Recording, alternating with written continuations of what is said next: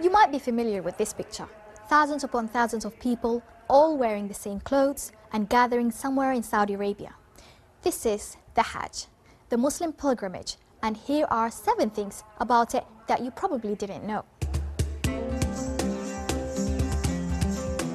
You might have seen this, the big black cube.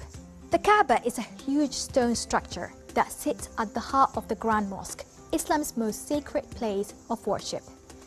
Pilgrims circle the Kaaba counterclockwise 7 times at both the beginning and the end of Hajj. It's a ritual called tawaf.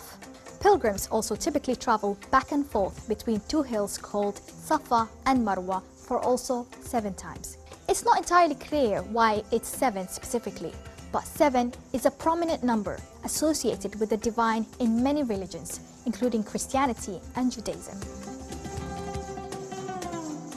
It might surprise you to know that the Hajj generally has very little to do with the Prophet Muhammad.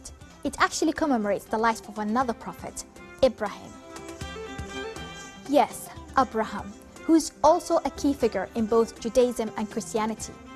He was the one who rebuilt the Kaaba with his son Ismail. And Hajj rituals mostly follow the struggle of Ibrahim, his wife and son in surrendering their wills to God. We've heard a lot of debates in the West about Muslims' face veil or niqab. Well, one place where it's definitely not allowed is on the Hajj.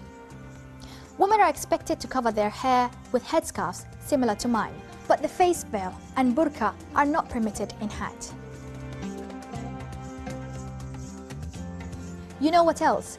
The pilgrimage industry is Saudi Arabia's second most important after oil and gas. The tourism sector contributes $22.6 billion to Saudi Arabia's economy, with Hajj providing nearly half of it.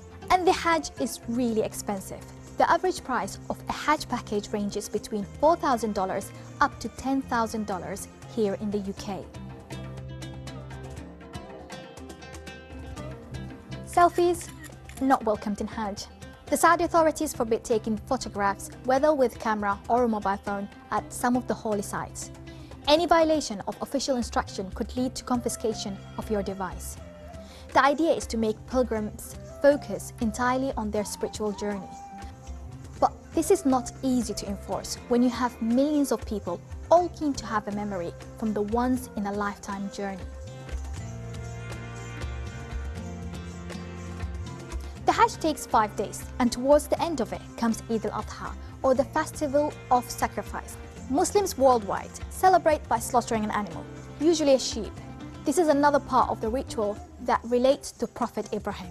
It commemorates the willingness of Ibrahim to sacrifice his son Ismail as an act of obedience to God before God intervened to provide him with a ram to sacrifice instead. Finally, performing a Hajj is considered a great accomplishment for Muslims. In some cultures, people even add the title in front of their names to signify their accomplishments, so they are Haji. The Hajj absolves Muslims of past sins, so before the Hajji-to-be travels to Mecca, it's very common for people to ask their relatives, friends and acquaintances to forgive them.